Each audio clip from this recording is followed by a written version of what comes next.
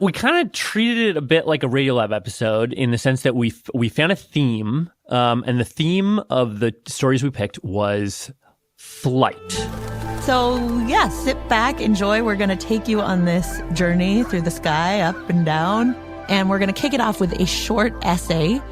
So we're easing you into the fiction. Our very first one will be nonfiction. And this was written by a writer we love, who I think both you and I only discovered, sadly, after he had passed away.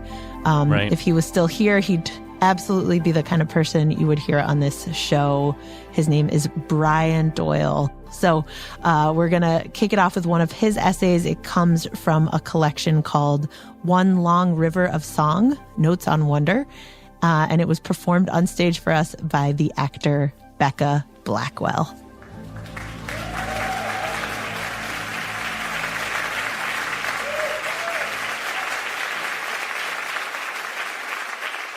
Good evening.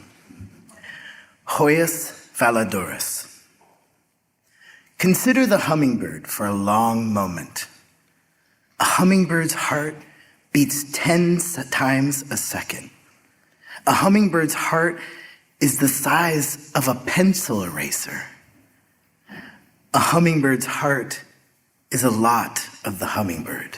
Hoyas valadoris, flying jewels. The first white explorers in the Americas called them. And the white men had never seen such creatures, for hummingbirds came into the world only in the Americas, nowhere else in the universe. More than 300 species of them whirring and zooming and nectaring in Hummer time zones 9 times removed from ours. Their hearts hammering faster than we could clearly hear if we pressed our elephantine ears to their infinitesimal chests. Each one visits 1,000 flowers a day, and they can dive at 60 miles an hour. They can fly backwards. They can fly more than 500 miles without pausing to rest. But when they rest, they come close to death. On frigid nights or when they are starving, they retreat into torpor, their metabolic rate slowing to a 15th of their normal sleep rate, their hearts sludging nearly to a halt, barely beating.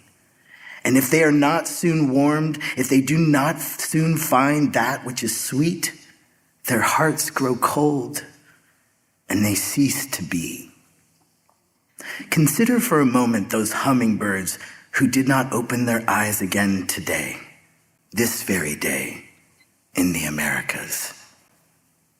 Bearded helmet crests and booted racket tails, violet-tailed sylphs and violet-capped wood nymphs, crimson topazes and purple-crowned fairies, red-tailed comets and amethyst wood stars, rainbow-bearded thornbills and glittering-bellied emeralds, velvet-purple coronets and golden-bellied star frontlets, fiery-tailed allbills.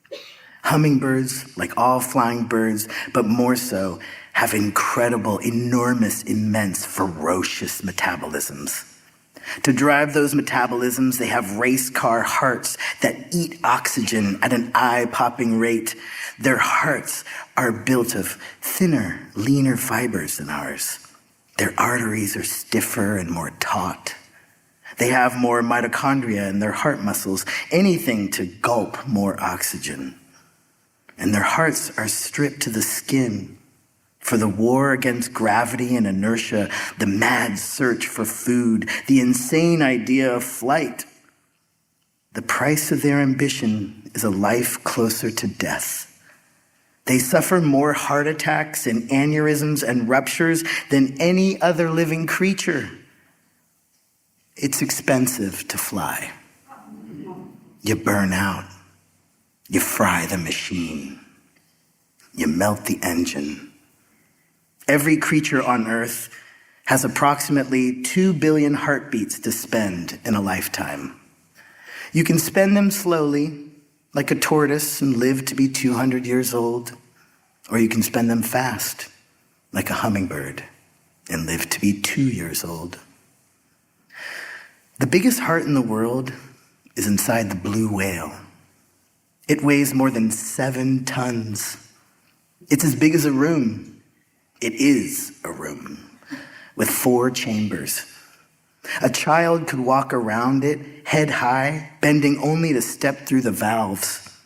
The valves are as big as the swinging doors in a saloon. This house of a heart drives a creature 100 feet long.